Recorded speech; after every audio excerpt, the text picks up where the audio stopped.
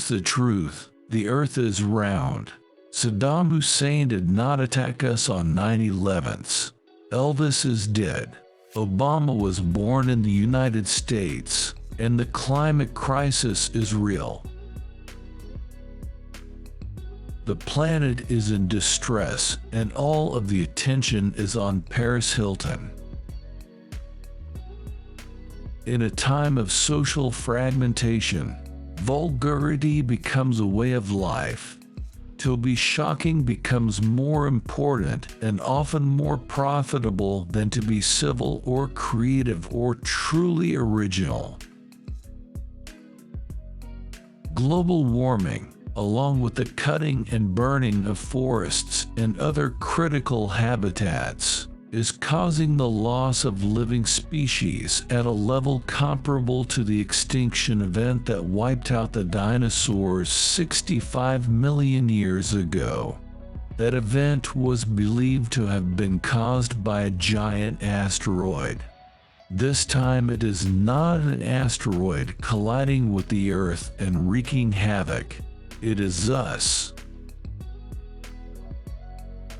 As many know, the Chinese expression for crisis consists of two characters side by side.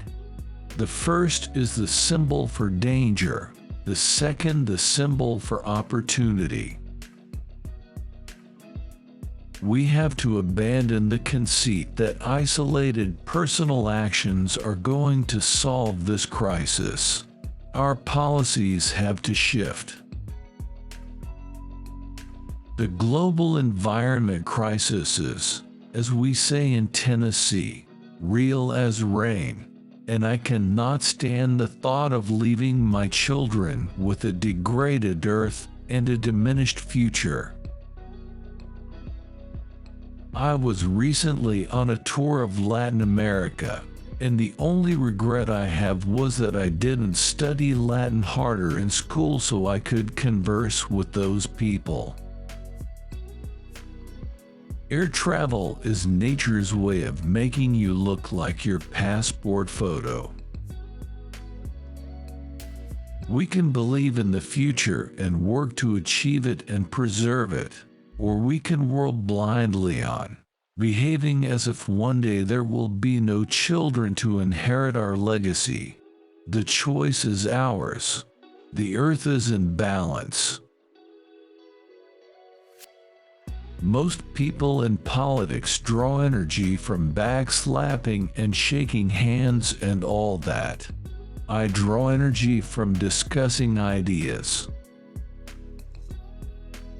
No matter how hard the loss, defeat might serve as well as victory to shake the soul and let the glory out. The well-informed citizenry is in danger of becoming the well-amused audience. The rule of reason is the true sovereign in the American system. I actually thought and believed that the story would be compelling enough to cause a real sea change in the way Congress reacted to that issue. I thought they would be startled, too, and they weren't. The subjugation of news by entertainment seriously harms our democracy. It leads to dysfunctional journalism that fails to inform the people. And when the people are not informed, they cannot hold government accountable when it is incompetent, corrupt, or both. The planet has a fever. If your baby has a fever, you go to the doctor. If the doctor says you need to intervene here, you don't say, "Well, I read a science fiction novel that told me it's not a problem." If the crib's on fire, you don't speculate that the baby is flame retardant.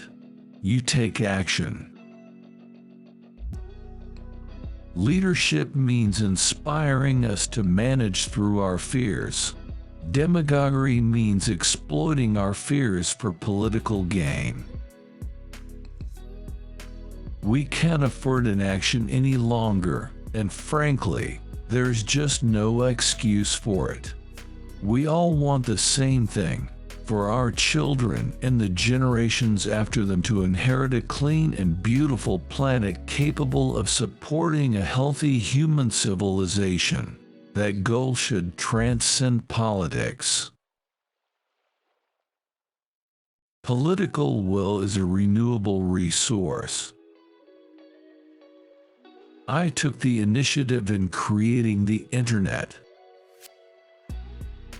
This is not a political issue.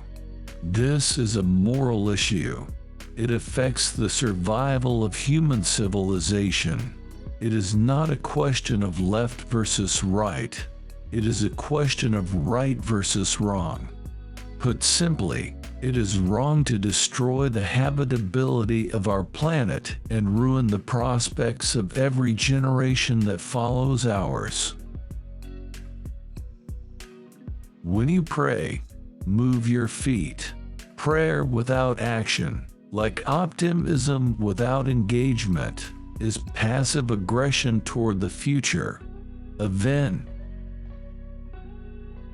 There are only two kinds of politics.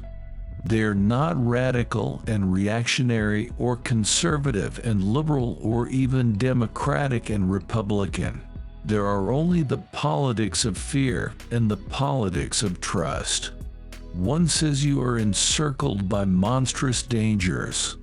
Give us power over your freedom so we may protect you. The other says the world is a baffling and hazardous place, but it can be shaped to the will of men.